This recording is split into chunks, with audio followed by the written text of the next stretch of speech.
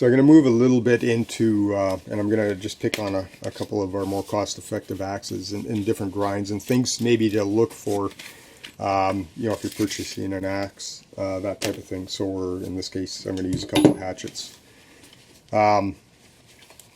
These two are definitely a little bit more cost-effective. They were fairly cheap in the day. And I'll use an example of something that, you know, an east wing that's maybe a little bit more expensive than these ones as an example as well. So one of the things that when we pick up an axe and these ones are a little bit more common sometimes, is it initially it looks like it you know would be not bad for maybe some chopping, some felling, you know, splitting some firewood, that type of thing, maybe at a campground or in your camp. One of the things that I found with these, you can see, and I just want you to, it does, the head narrows, but all of a sudden, you know, it widens here. So these really, I have found to be pretty ineffective at chopping. They're okay for splitting kindling and stuff like that. You know, that does work, unless you pull up the grind on them a bit to get them to dig with any depth.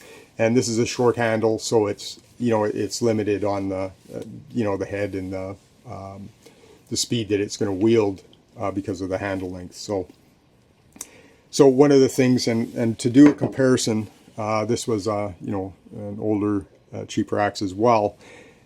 And just looking at the head design on this, it narrows to that wedge, but it actually comes into a fairly fine blade, right? You know, where it doesn't widen here. So the difference in chopping, if it were felling with this, this does dig fairly deep. You know, for a cheap axe, and by design it actually works fairly well, right? There might be some challenges with loose heads with some of the cheaper ones, but you know, it's sharp enough, I maintain it, that I can actually do, you know, maybe a feather stick, some shaving with it. But as in all of them, I try to maintain that edge on it. But the difference between these axes, you know, is fairly substantial once you really take a close look at it. So something to keep in mind too. You know, and I'm going to use, you know, so this is a different example, and this is, you know, an older east wing. But you can see how thin that narrows down and to a fine, you know, a fine grind where my cutting edge is. So, you know, from an effective chopping, you know, or felling, this one does, you know, a lot better than this one. That's just trying to give you an example. And a lot of times we carry these in, you know, in I've had you know, fellas bring them out camping or winter camping, you know, that just picked up an axe and figure it's going to be effective. And when we really try to use it, I mean, they're very ineffective sometimes. You know, so it's something to keep in mind, right? So there isn't, you know, it's not that it has to be a very expensive axe, but we have to, if we understand the grind, there are some better ones out there, better choices for what, if, you know, for splitting, that might be okay, and for kindling, that type of thing. You know, small forest axe idea, just to give you an example of one that's, you know, well known and pretty effective. If we look at the head design on it from a felling side and digging deep, you know, the grind is nice and tight, and it's very sharp, you know, very effective axe. So just food for thought there. I'll touch, you know, and we can go down the rabbit hole pretty quick here, but this is more of a custom hawk, and you know, super effective for cutting and felling, that type of thing, and breaking up wood. You know, we can split wood with it, and we'll do that in a separate video on some of maybe the techniques that we can use with smaller hatchets and smaller axes. But, you know, again, this is one of the ones that is very, very effective. But when we look at the grind and the angle, you know, it digs very deep. and a very effective tool. And this falls into the custom side, so it's not something that may be readily available in the store. But so there's some hawks that fall into different Gerber or the Fiskars, I guess they call them, a small garden axe. For it's a fairly light head, but again, for a hatchet, it does follow a design that's effective. The grind on it is they do a good job on their grind, and if you maintain them fairly sharp, they can do other tasks, maybe some feather sticks, that type of thing. This one I've reground the top, and I've done this on a few of my axes just to strike a ferro rod. That was my choice. So keeping that in mind, these are kind of the smaller axes, and where we really need these heads to be more effective. On a bigger, heavier head, we may get away with a little less effective grind on it, but with a smaller axe, we want it to be as effective as possible. So things to look at there. And I got a mitt full of hatchets, and I'll leave this one to last.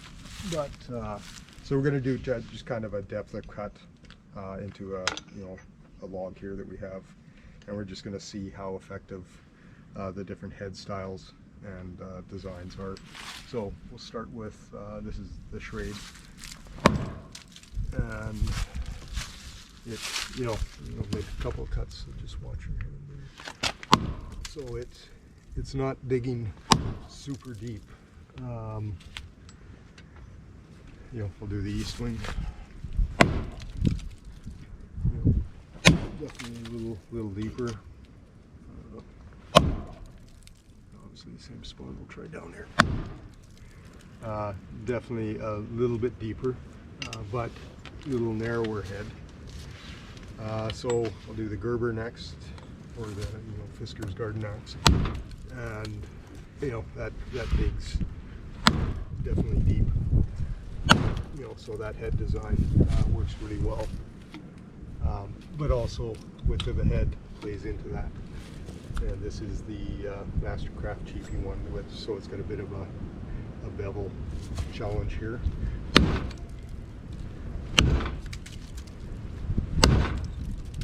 Not bad compared to some of the other ones, but the heaviest of them. This is almost 2 pounds, so that's the heaviest of them all. And now I'm going to do a hawk. Find a place, and that obviously sinks super deep.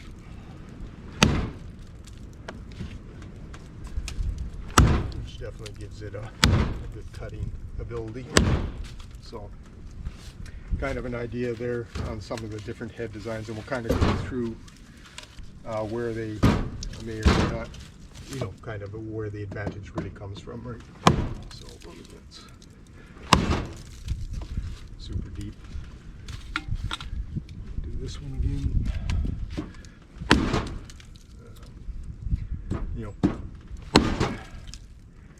Not as deep.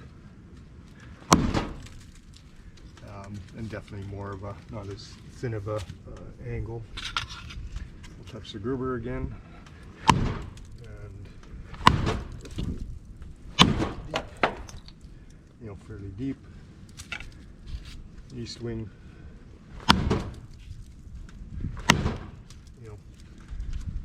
capable. And we'll go back to the Schrade. So, and it's just awkward. A little bit shorter of them all, but depth of cut isn't as great. Right up here. Definitely depth isn't as much. So we'll take a look at the, and this is where we, to use the example of, so I like the geometry of the head. The handle is probably a good 2 inches, maybe 3 inches shorter, and the width of the span of the head, the cutting face, is substantially more on this, so which limits its depth. So from a effective package, the Gerber out of the box is definitely very effective. The East Wing, again, narrower head, similar design, very, I like the geometry of it, but, 1.5 inches longer. Weight-wise, there's probably not much of a difference, I think, when we weighed these. This was the heaviest of them all, and geometry, this one, as much as it actually didn't do horrible, it didn't have the depth of the cut. So when we compare the handles, pretty close, maybe an inch different, but almost half a pound heavier, this one, and much less effective. So again, head design, and geometry as we come down to the edge on this. So that's an example there.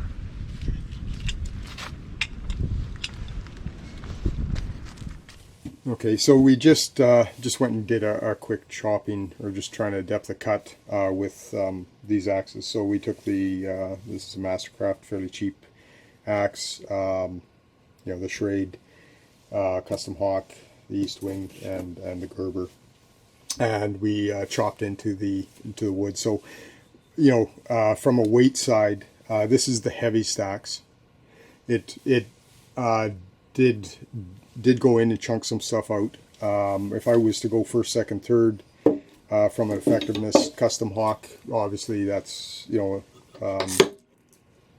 kind of to be unfair with that one. That's maybe not as attainable, but so it was definitely first. I'm going to say second definitely was the Gerber, and or the Fisker's kind of garden axe idea.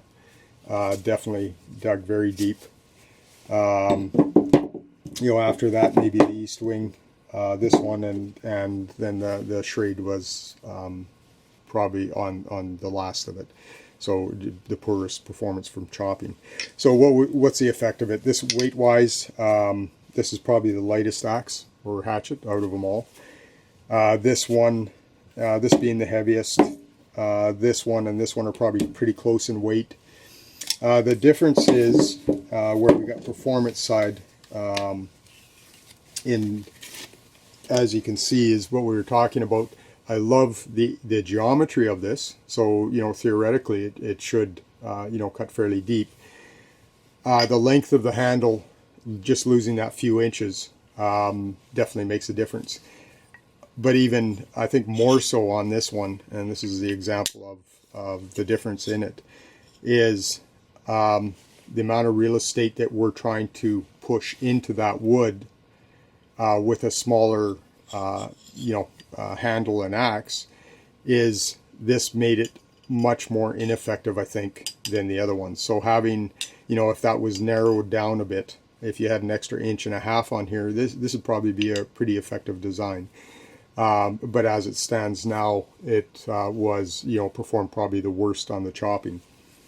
Having said that, on the higher end, the Custom Hawk definitely first and foremost digs deep, but the Gerber was probably the lightest of them all, and definitely cut probably the deepest. So just to keep that in mind, when we're looking at designs, as much as I would look at this and go, I like this, we also have to take into account the amount of real estate that we're trying to push into that wood when we're chopping. So if there's, if it's a very wide, axe head or cutting edge, we also have to have the weight and maybe the length to gain that speed to make it an effective chopper or for felling, that type of thing. So just things to think about as well. What makes, the small forest axe, so effective, and why does, so many people, really carry these and, live by them. Even at that, when I look at that, the real estate that I'm cutting with, with the small forest axe and the smaller one, the small forest axe is even less than this. Heavier weight, much longer handle, can actually use two hands, which makes this really, really effective. And then it's got that almost perfect felling grind. So food for thought, and just keep that in mind, you know, when we're looking at axes. And if you can check into reviews, you know, I'm not 100% on reviews in this case, because I've seen some reviews on this one, and this is a friend of mine's axe, that were pretty good, but it's not something I would use. And maybe up here I'm using it, you know, a lot of times in the winter when it's cold, I do have to procure, and I need a very effective tool to do that for the wood and the fire type of thing. So I really will look at, I need something that's as effective, you know, as I can get.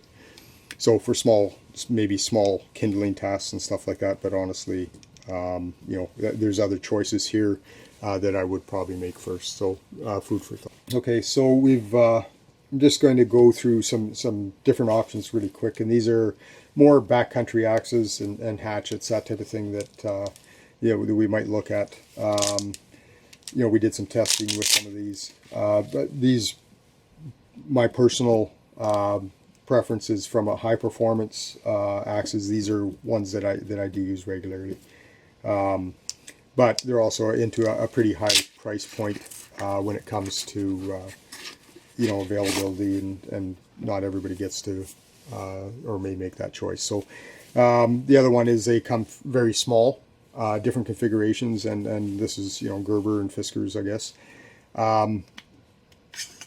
You know, this one's got a knife in its handle, you know, as an alternate. There's a longer one that has a saw in the handle as well. Usually with these ones, I'll put a piece of duct tape over it, just to you know, make sure it doesn't come out. You know, fairly small, obviously, and it's going to be a very limited task, but maybe for you know, an emergency pack or something like that, it may be a choice, or you know, in your hunting pack, that type of thing. So you know, that's fairly small. Garden axe, pretty effective. Hollow handles. In the past, I've put a ferrule rod, you know, some wax cotton balls and some cordage and stuff like that, and stuffed it in the handle on a string, so I could pull it out and then put a piece of duct tape over it to maintain it in there. So different options as well. You know, pretty effective little axes. This being the smaller one. There's a bigger one if you want to wield something a little bit bigger. In the, you know, it's definitely a heavier head. Again, the Gerber and the Fiskars have been fairly effective, and from a price point, I think good value for the money. I haven't had any issues with their axes as such. So just a couple things to keep in mind, you know, from a backcountry side, or something that can fit in your pack. So this is a little bit, you know, just with the hatchet, when we're standing, it's definitely risk. And as kind of we were talking about the other day, right, was you know, I was trying to work a few stumps that were a little bit higher up, and when I grab the hatchet, right, is complacency really, you know, if I'm really not paying attention and it skins off, you know, it's a bit of a dance to get out of the way of it, right? So, yeah. So the hatchet definitely is something, you know, my preference is to, as you come down here, you know, if I'm working up on a block, no, you can stand up. Oh, down. okay. If I'm working up on a block and say I can't, it's, you know, it's too low to get down with the hatchet, if it skins off, right, it's coming in Yeah, pretty to close, your, right? yeah. So ideally, so there's two ways of doing it. Is an arc as I swing, right? So kind of an arc, or I drop it straight down. Okay. So if I'm working up higher, I want to focus on dropping Straight down. rather than the arc. Okay. So that if it does skin off, I'm pushing it into the ground. Yeah. Rather than having it arc into me, right? So the same thing, right? If I was, you know, so even if it's skinned off, I'm still pushing it straight down. Straight down into, right? yeah. So, you know, that's, and we got to be so cognizant of that. So this is a bigger round, and we've got some smaller, obviously, hatchets here. So one of the things, if my preference is, if I can get a barrier between me and this, so if it misses, and you know, where we were out in Oppaming the other few weeks back, and we were working some of this with the hatchet, Yeah. right, it was, you know, we had a good barrier, so no matter what we did, that barrier was protecting us and our legs and stuff like that. Yeah. So my preference is to always, you know, ideally, right, to have a barrier. This isn't the biggest one, but it's better than nothing. Yeah. I'm going to be working out here, and rather than with a small hatchet and a bigger round,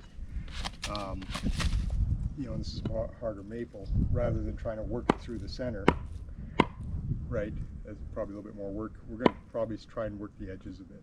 Okay. And we're just going to, a lot of times we can snap, you know, fold the head, so hopefully it kicks out a bit, and we'll just try and work the edges maybe with a smaller hatchet, then work in the center, and let's see how that works.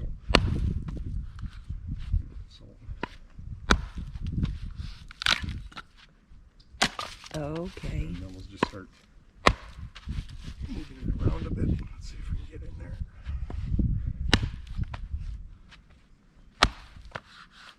And again, having the barrier, right, so as much as that's, so this is a little bigger head on it. Gerber, pretty light. This is a garden axe, right? Yeah. So we'll try and do the same thing. Right.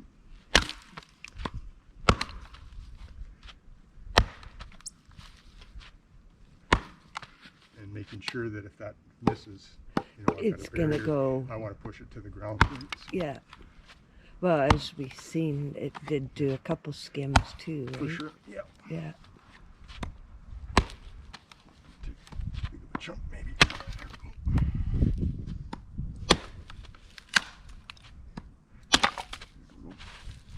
So bit by bit, we can start working around it, right?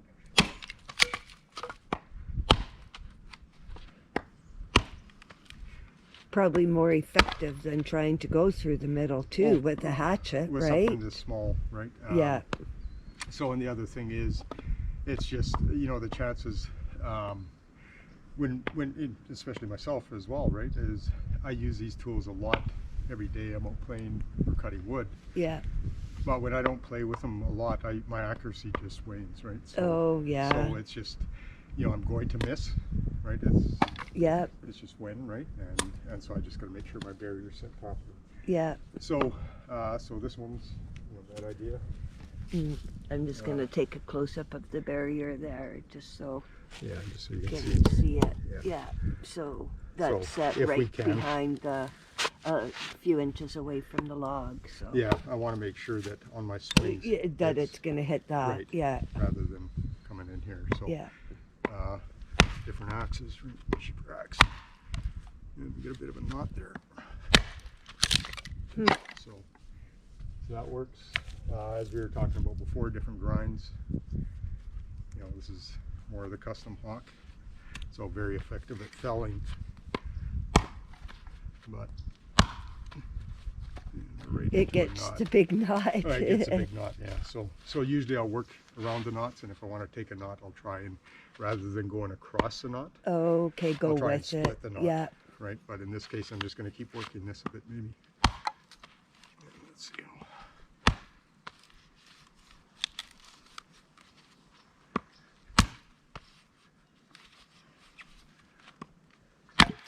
So one of the things,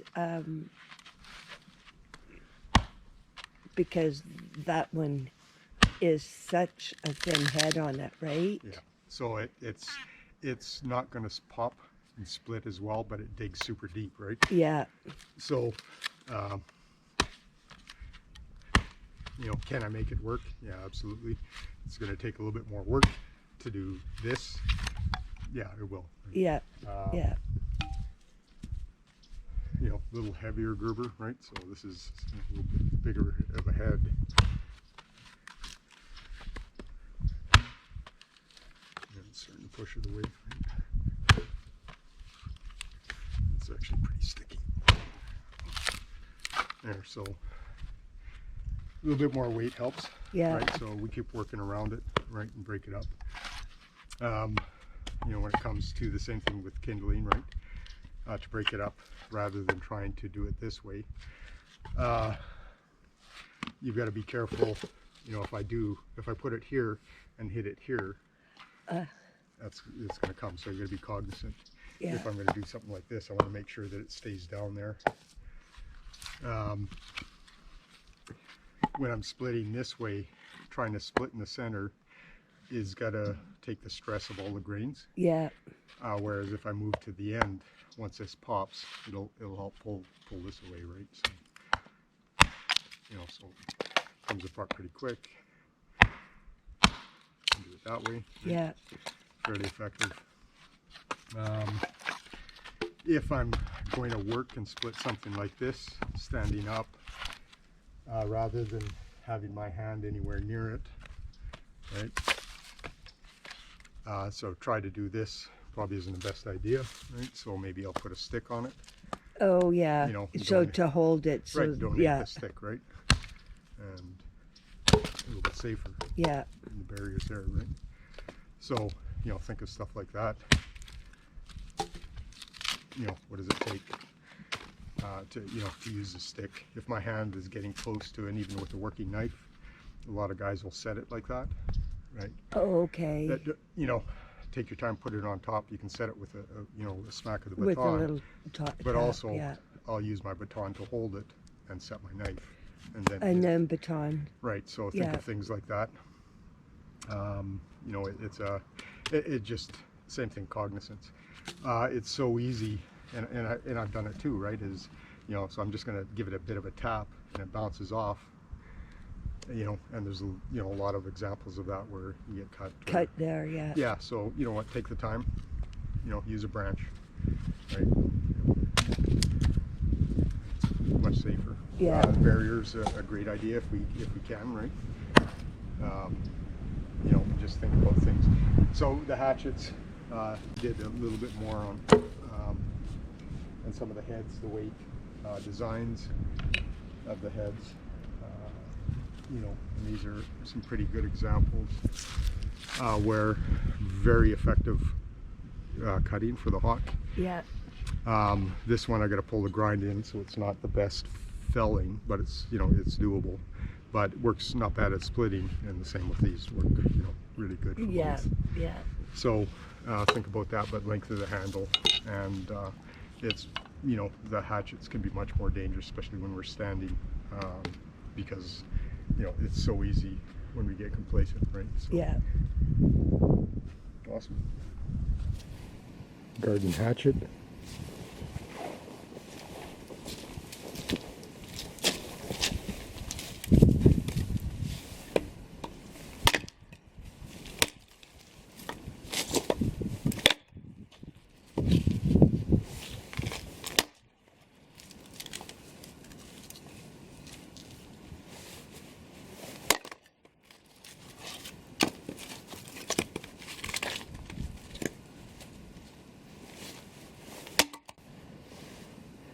Hatchet, medium.